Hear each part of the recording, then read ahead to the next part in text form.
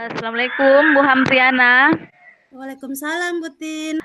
Bu Hampriana, bolehkah saya meminta waktu tak sebentar? Iya, bisa, Bu. Saya mau bercerita ini Bu Hampriana tentang apa yang saya rasakan akhir-akhir ini di kelas Bu. Oh, iya. Baik, Bu. Kira-kira apa yang mau Ibu ceritakan ini? Begini Bu Hambriana, akhir-akhir ini saya merasa murid-murid di kelas yang saya ajar itu kurang antusias dalam menerima pembelajaran dari saya Bu. Selain itu, jumlah murid-murid yang saya ajar itu hanya mengerjakan tugas 50% itu setiap kelas. Oh, jadi Ibu merasa akhir-akhir ini di kelas yang Ibu ajar antusias murid-murid Ibu itu kurang, Di. Terus yang mengerjakan tugas itu hanya sekitar 50%. Oke, baik. Jadi ini apa yang Ibu harapkan dari obrolan kita hari ini? Saya mengharapkan ini Bu, ada solusi atas permasalahan saya tentang antusias murid-murid yang saya ajar itu Bu. Oh iya, jadi Ibu berharap semoga um, Ibu mendapatkan solusi supaya bisa meningkatkan antusiasme anak-anak belajar, Dik. Iya. Iya Bu. Terus menurut Ibu hal apa saja kira-kira yang membuat murid Ibu itu kurang antusias dalam belajar? Kalau saya ingat-ingat kembali Bu, hal yang menyebabkan murid-murid saya itu kurang antusias dalam adalah yang pertama itu pembelajaran saya seperti memiliki sedikit membosankan atau monoton. Saya terlalu dominan untuk berbicara, bercerita di depan murid-murid saya. Yang kedua, saya tidak memberikan kesempatan buat murid saya untuk berpendapat atau aktif berbicara dalam setiap pembelajaran yang saya ajarkan, Bu. Oh, begitu, Di. Jadi, menurut Ibu ini yang menyebabkan siswa Ibu itu kurang antusias itu karena terlalu monoton, terus Ibu terlalu dominan, terus Iya, Bu. iya, begitulah. Jadi, kira-kira apa saja yang bisa membuat murid Ibu ini antusias dalam pembelajaran Ibu? Kalau menurut saya itu Bu Hamriana, murid-murid pasti itu menginginkan pembelajaran yang lebih asyik, tidak monoton, dan tidak membosankan di dalam kelas. Wah, saya sependapat dengan Ibu. Memang sama kita sependapat Ibu. Murid-murid kayaknya sekarang memang lebih suka pembelajaran yang asyik, tidak monoton dan tidak membosankan. Ya, terus. Lalu menurut pendapat Ibu apa saja yang bisa membuat murid-murid itu tidak bosan, asyik dalam pembelajarannya itu?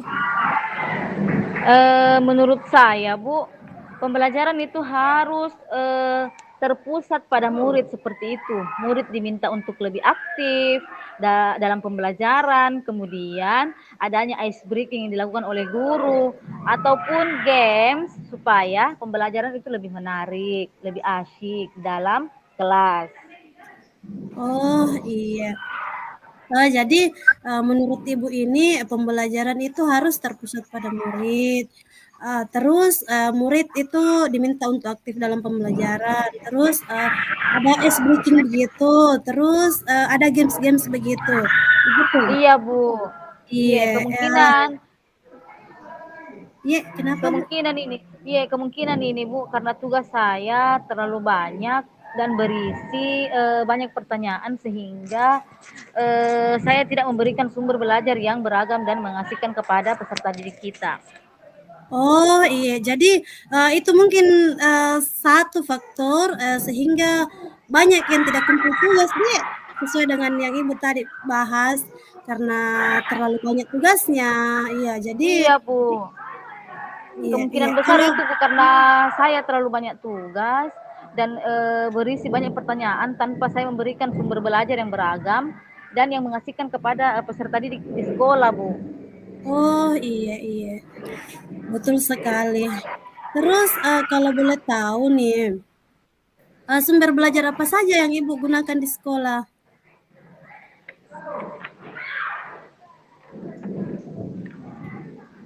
Yang saya pikir itu Bu ada banyak sumber, di mana ada sumber seperti nonton video di YouTube, artikel, blog, dan tulisan ilmiah yang berada di internet, atau bisa juga kita menggunakan aplikasi aplikasi yang sedang tren, yaitu seperti TikTok, Reels, atau IG. Iya Bu, sorry tadi ini jaringan saya terputus, tidak terlalu jelas suaranya Ibu. Saya ulangi pertanyaannya dulu, enggak apa-apa, Dik? Oh iya iya Bu, kita ulang nih Bu. Iya, begini Bu, kalau boleh tahu nih Bu, di kelas Ibu itu menggunakan sumber belajar apa saja? Oh iya iya iya. Bagus nih Bu suara saya Bu. Iya, bagus nih Bu. Iya, oke. Yang saya pikir itu Bu, banyak banyak sekali itu Bu, sumber-sumber belajar yang dapat kita lakukan di dalam kelas. Sumber Iya. belajarnya itu seperti YouTube, artikel di blog, kemudian tulisan ilmiah yang ada di internet atau jurnal, atau bisa juga kita menggunakan aplikasi yang sedang tren pada saat ini, ya seperti TikTok, Reel, atau IG atau Instagram. Seperti itu Bu Hambriana. Oh iya, nah betul sekali Bu, terlalu memang apalagi Ibu kan mengajar di jenjang SMA, jadi mungkin kalau TikTok, Reels, IG anak-anak itu sudah ini paham sekali dan mungkin Iya anak-anak Bu, lebih betul tertarik sekali. begitu, iya. Apalagi Terus kalau dikasih media-media kayak media Canva, apa weh, aktif sekali. iya Tapi mungkin saya iya. kurang menggunakan itu Bu di dalam Oh, kelas. iya iya, betul sekali, Bu. Saya yakin sekali ke depannya Ibu bisa menggunakan berbagai macam sumber belajar itu, sehingga, antusias anak-anak tak bisa kembali lagi. Iya. Jadi, Iya. sesuai dengan yang Ibu tadi ini sudah bahas, banyak banyak sumber belajar, banyak model pembelajaran yang bisa mengasihkan. Jadi sekarang apa rencana Ibu untuk menyelesaikan masalah kita ini? Yang pertama itu Bu, yang saya pikir itu saya harus merancang model pembelajaran yang mengasihkan dengan menggunakan sumber belajar yang beragam, yaitu seperti menonton video di YouTube dan TikTok. Kemudian yang kedua, saya akan memberikan tugas-tugas tidak terlalu banyak.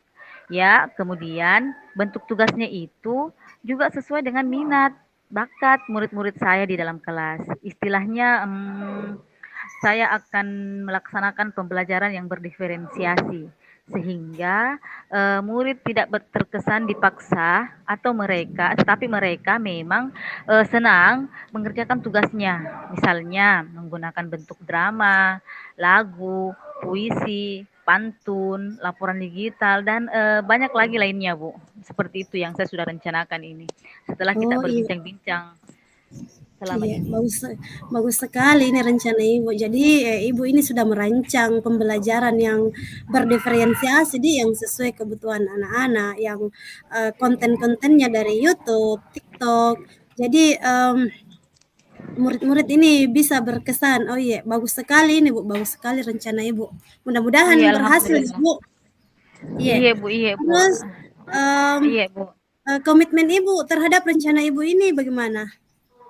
Eh, saya ini memiliki komitmen, Bu, di mana komitmen saya itu untuk selalu membuat rencana pembelajaran yang mengasihkan, menggunakan banyak sumber belajar, kemudian untuk mengeksplorasi materi sehingga murid-murid kita atau peserta didik kita itu saya dapat menjalankan merdeka belajar, dan saya akan membuat murid-murid saya senang dan memiliki kegiatan-kegiatan eksplorasi materi tanpa adanya unsur paksaan, kemudian tanpa adanya serahkan pemilihan sumber belajar kepada anak-anak didik kita atau kepada murid-murid kita. Mereka bebas memilih, Bu, sumber belajar apapun itu yang mereka inginkan, selama dalam bentuk positif. Oh, iya, bagus sekali Bu. Jadi komitmen Ibu ke depannya ini, Ibu akan membuat RPP yang musikan, menggunakan sumber belajar eksplorasi materi sehingga anak-anak ini bisa merdeka belajar ya, Bu? Iya. Iya Bu, begitu Iya, Bu. iya. Iya, Bu. Rencana saya Terus begitu ke depannya Bu. oh, iya. Terus iya, saya sangat mendukung ini, Bu, kegiatannya Ibu. Mudah-mudahan semua berjalan lancar dan sesuai harapan ya, Bu. Oh, Iya iya. Bu, saya ini berharap sekali nih Bu, semoga semua yang saya rencanakan itu sesuai dengan harapan saya Bu. Oh, iya. Tapi sedikit lagi nih, Bu. Iya iya iya Bu. Kira-kira kapan ini akan mulai dilaksanakan ini? Rencananya ini Bu, saya sudah merencanakan, tapi setidaknya saya akan laksanakan ini pada saat pekan depan. Pekan yang akan datang Bu, saya laksanakan ini model pembelajaran berdiferensiasi atau pembelajaran yang berpihak pada murid. Oh, iya. Jadi intinya hari ini um, perasaan Ibu ini hari ini bagaimana setelah kita berbincang-bincang ini, Bu? Alhamdulillah Ibu, setelah saya berbincang-bincang kepada Ibu Hambriana, semua keluh kesah yang sudah saya pendam di dalam dada ini dapat saya utarakan kembali sehingga beban pikiran saya itu agak ringan Bu. Setelah Oh, iya. berkonsultasi dengan Ibu Hambriana. Ya, alhamdulillah kalau seperti itu, Bu. Jadi ke depannya ini jadi mungkin kalau saya bisa simpulkan sedikit ke depannya ini Ibu berencana membuat pembelajaran yang berdiferensiasi, yang sesuai kebutuhan murid, yang kontennya, sumber belajarnya itu bervariasi yang sehingga murid-murid itu lebih semangat lagi, antusias lagi belajar. Iya, bagus Iya sekali Bu. itu, Bu. Iya. Mudah-mudahan rencana Ibu berhasil ya. Iya. Iya Bu, terima kasih banyak Bu Ambriana atas waktunya untuk sharing-sharing dengan saya. Mudah-mudahan kita semua bisa menjadi guru yang selalu dirindukan oleh murid-muridnya. Amin, amin, amin ya robbal alamin. Amin. Semoga kita jadi guru-guru yang dirindukan sama murid kita. Amin. Amin Ya. Bu. Ya. Yeah.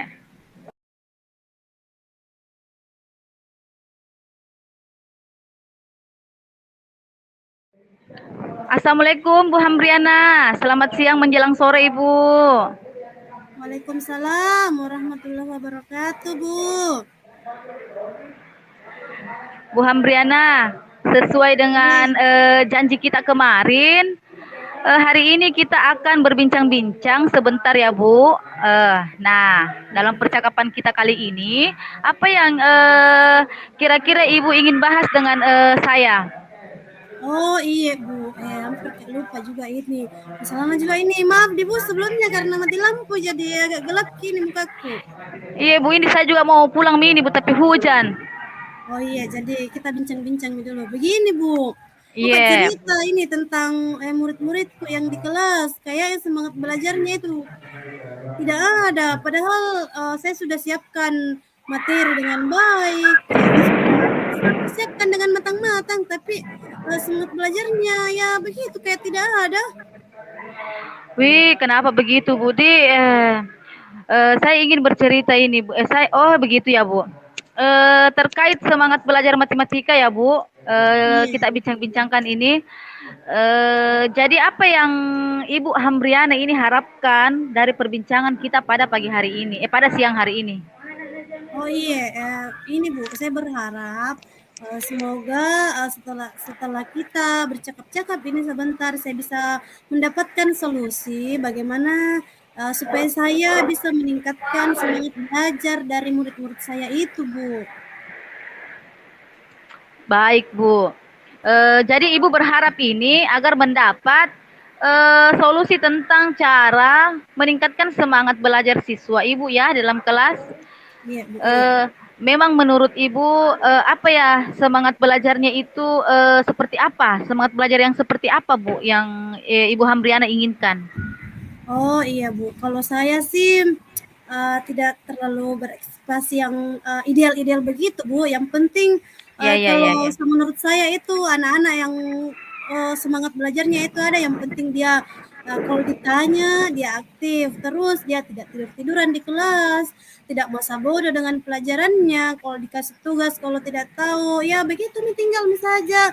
Terus, kalau misalkan ada yang tidak dimengerti, dia bertanya, terus minimal dia memperhatikan pelajaran, begitu, Bu. Oh, iya iya iya ya, begitu di Ibu Hamriana. Berarti Ibu Hamriana ini mengharapkan murid yang aktif, tidak bertidur-tiduran di dalam kelas, tidak merasa bodoh, dan memperhatikan pelajaran ya, Ibu. Iya, betul, Kira-kira Bu. kalau misalnya ini saya buat level 1 sampai 10 lah misalnya ya. Satu itu tidak ideal, kemudian 10 itu paling ideal. Kira-kira 1 sampai 10, Ibu ini berada di level berapa, Bu? Semangatnya itu anak-anak belajar dalam kelas. Oh, iya. Kalau menurut saya, Bu, anak-anak di kelas saya itu kalau saya rata-ratakan ya, selama semangat belajar matematikanya itu berada di level 5. Ya, kenapa? Karena itu yang saya sebutkan tadi, mereka itu masa bodoh, mereka itu cuek dengan pelajarannya, kadang tidur-tiduran di kelas, walaupun tidak tahu, tidak mau bertanya. Jadi ya seperti itu, Bu. Jadi saya rasa mereka itu masih ada di level 5. Di bawahnya pun mungkin masih bisa. Oh, iya iya iya. Kira-kira targetnya ini Ibu Hambriana ingin apa? Ingin ingin semangat belajarnya itu berada di level berapa, Ibu? Oh, iya. Kalau saya sih ndak berharap karena kan kita juga tahu matematika itu agak susah. Jadi saya di sini ndak sampai di level 10 target saya. Kalau misalkan anak-anak itu sudah dapat di level 7 sampai 8 ya itu sudah alhamdulillah sekali, Bu, menurut saya. Oh iya, alhamdulillah sekali Budi karena ini lama sekali ini ditunggu sampai level 8 7. Ya, Iya. selama ini Ibu, apa yang telah Ibu lakukan untuk meningkatkan semangat belajar murid kita atau peserta didik kita di dalam kelas? Oh, iya, Bu. Kalau selama ini itu yang saya lakukan, saya sudah mencoba menganalisis gaya belajar murid, terus, saya juga sudah mencoba menyajikan materi secara kontekstual yang sesuai dengan keseharian murid-murid, yang sesuai dengan kearifan lokal mereka, itu, Bu, yang saya sudah lakukan. Wah, luar biasa sekali itu Bu Hamriana. Berarti ini Ibu sudah menganalisis gaya belajar murid, juga sudah membuat materi kontekstual, begitu ya Bu, sesuai dengan kearifan Iya, lokal. iya, Itu Bu. sudah sangat bagus sekali itu Bu kalau menurut saya. Iya. Kira-kira kalau dari dua cara yang paling efektif itu Bu, menurutnya Ibu Hamriana, yang mana paling yang mana paling ini Bu? Yang paling menurut tak Oh, iya, yang paling, efektif. berpengaruh ya, efektif Iya sama iya, murid, efektif iya. ya. Oh, iya, kalau menurut, saya itu, selama ini lebih lebih berperan itu lebih ada pengaruhnya kalau saya misalnya menyajikan, materi secara kontekstual. Kenapa ya, Bu? Karena kalau misalkan kita menyajikan materi secara kontekstual, itu kayak mereka kan, di dunia nyata, di keseharian mereka. Jadi, mereka itu akan tertarik dengan materi-materi itu. Nah, dengan adanya rasa tertarik itu pada siswa, maka, semangat belajarnya juga akan ada, seperti itu, Bu. Oke oke oke. Berarti ini yang paling efektif menurut Ibu Hambriana tadi itu yang kontekstual ya, itu ya yang membuat semangat belajar peserta didik itu menambah. Begitu ya, Bu? Terlebih Iya, betul, betul. lebih termotivasi, begitulah istilahnya. Kira-kira selain melakukan hal tersebut, strategi apa yang Ibu Hambriana dapat lakukan biar semangat belajar peserta didik kita itu tambah bertambah dalam proses pembelajaran? Oh, iya, Bu, iya. Nah, ini mungkin yang, mungkin saya belum belum cukup dan belum maksimal ini dalam melaksanakan ini dan mungkin 2 strategi yang telah saya lakukan tadi ini juga kayaknya, belum cukup ya, Bu. Mungkin, saya harus selain tahu itu tadi menganalisis gaya belajarnya, terus menyajikan materi secara kontekstual, mungkin saya juga harus tahu latar belakang dari murid-murid saya. Terus kenapa Bu saya mengatakan harus tahu latar belakangnya? Karena dengan mengetahui latar belakangnya, mungkin saya bisa lebih dekat, lebih mengenali apa sebenarnya permasalahan dari, murid-murid saya tersebut. Sehingga apa yang dibutuhkan oleh murid-murid saya itu, saya bisa layani dengan baik. Terus, mungkin juga di sini kalau misalkan saya tahu latar belakang murid-murid itu, saya bisa tahu, penyebabnya kenapa mereka itu tidak semangat. Karena kan biasanya dari rumah, mungkin faktor dari rumah juga biasanya seperti itu. Mungkin di rumah itu tidak ada dukungan dari keluarganya atau apalah, karena kan saya ini ceritanya belum pernah mendalami itu latar belakang mereka itu seperti apa, orang tuanya itu seperti apa, begitu, Bu. Oh, iya iya iya. Berarti Bu Hamriana ini harus menganalisis, latar belakang ya murid-muridnya terlebih dahulu. Iya, Begitu deh, Bu? iya, betul, Bu, Iya betul. iya. Kapan ini rencana Ibu lakukan ini, untuk, ke kunjungan ke rumahnya siswanya ini atau peserta dikta? Oh iya, mungkin, begini Bu, mungkin ini saya akan lakukan, minggu depan ya karena, mmm, sekarang ini, agak-agak agak sibuk sibuk jadi, minggu depan ini insyaallah saya akan mulai menganalisis, mulai mencari tahu latar belakang dari siswa-siswa saya ini. Iya iya, oke oke. Kemudian Ibu, saya mau tanya lagi, kira-kira langkah apa yang Ibu tempuh untuk menganalisis latar belakang, peserta didik, kita di sekolah? Oh iya Bu, mungkin pertama-tama di sini, yang bisa saya lakukan itu, saya akan, meminta kepada murid-murid saya itu untuk membawa, mmm, fotokopi KK-nya, supaya dari situ kan, saya bisa dapatkan beberapa informasi keluarganya itu, orang tuanya itu kerjanya seperti apa. Karena kan, faktor dari, pekerjaan orang tua juga di sini terkadang juga berpengaruh. Kalau misalnya orang tuanya sibuk, anak-anak biasa terlalaikan, tidak diperhatikan seperti itu. Terus, dari sini juga saya bisa dari Kakaknya juga itu saya bisa mencari tahu, mereka itu, anak berapa bersaudara, karena ini bisa juga mempengaruhi ini, anak-anak karena biasanya kalau misalnya anak sulung itu karena kan biasa bebannya berat. Jadi, mana beban di rumahnya sampai di sekolah lagi makanya tidak semangat belajar, seperti itu. Terus, selain mencari tahu Kakaknya, mungkin saya juga ini, Bu, saya mau, tanya-tanya wali kelasnya yang sebelumnya, karena kan saya mengajar kelas 6. Jadi, Iya. saya akan tanya-tanya wali kelas yang di kelas 5, kelas sebelum-sebelumnya, supaya karena biar bagaimana pasti mereka juga tahu, oh ini anaknya seperti ini anaknya seperti ini. Terus selain itu mungkin saya juga bisa tanya-tanya sama, ada kan, siswa di situ, ada kan guru di situ yang tinggal, daerah situ, dekat-dekat rumahnya. Jadi mungkin saya juga akan tanya-tanya itu.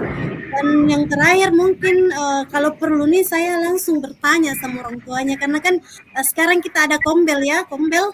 Iya Jadi iya, betul betul. iya, Iya.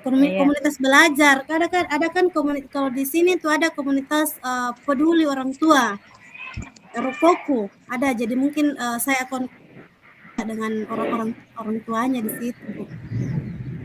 Bagus sekali ini Bu, harapan tak ini ke depan Iya, untuk, betul. menambah semangat, siswa kita dalam proses pembelajaran. Iya. Kira-kira Bu, pertemuan kita hari ini Bu Hamriana, Ibu Hamriana mendapatkan, apa, yang didapat oleh Ibu Hamriana hari ini dalam percakapan atau sharing-sharing kita pada siang hari ini, Ibu?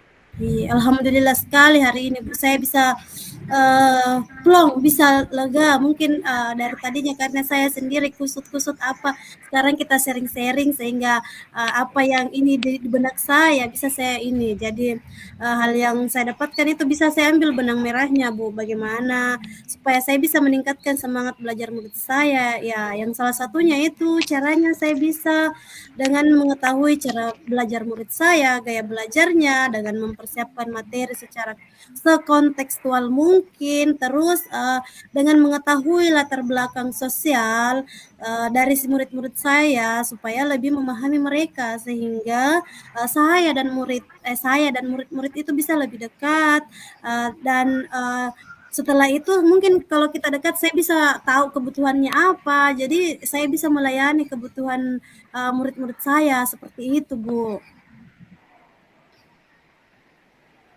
Oh, oke oke oke, baik Bu Hamriana. Oh, jadi harapannya Ibu Hamriana ini ingin lebih mendekatkan diri kepada peserta didik ya Bu, supaya Ibu Hamriana mengetahui semangat atau motivasi peserta didik kenapa bisa kurang.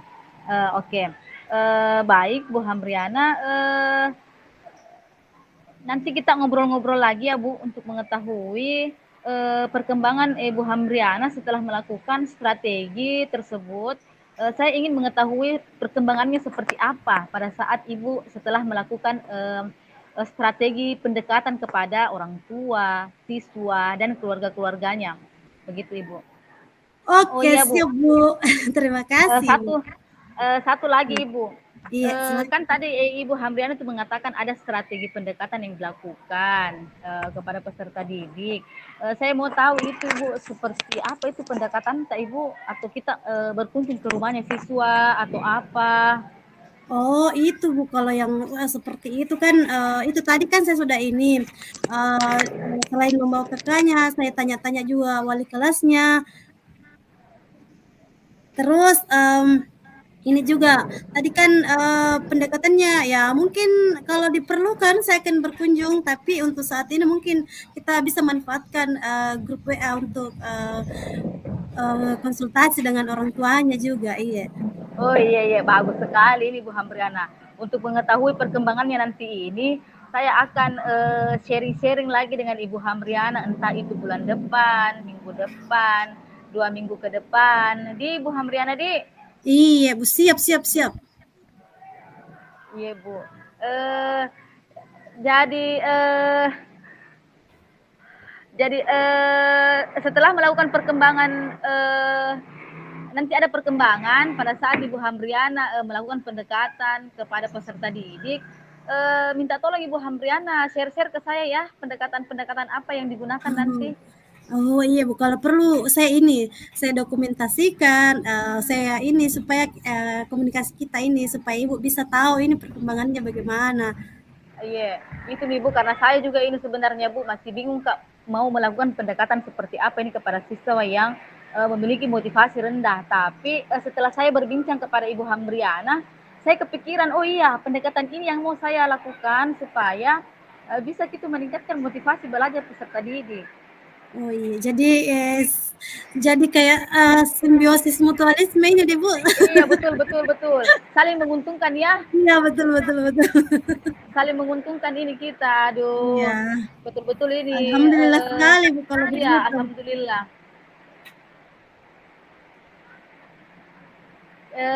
Kemudian Ibu Hamriana, eh, saya doakan ini Ibu Hamriana semoga mendapatkan hasil dari pendekatan kepada peserta didik yang memiliki motivasi rendah atau minat belajar rendah, terutama pada pelajaran matematika ya Bu Hamriana ya. Iya Bu, matematika itu memang aduh dari kemarin-kemarin itu dari saya mengajar di SMA, saya mengajar di SMP, sekarang di SD itu permasalahannya itu aja. Kayak itu anak-anak itu enggak bisa sekali saya rasa itu belajar. Iya Bu, biasa memang. Biar saya di sekolah begitu Ji Bu. Oke, baik Bu Hamriana. Saya doakan Ibu Hamriana dapat sukses melakukan pendekatan kepada peserta didik. Dan kita sama-sama sukses memerdekakan peserta didik kita Bu. Amin. Makasih amin, Bu Hamriana. Ya ya ya. Oke Bu, makasih. Oke, assalamualaikum Bu Hamriana. Waalaikumsalam warahmatullahi wabarakatuh. Oke.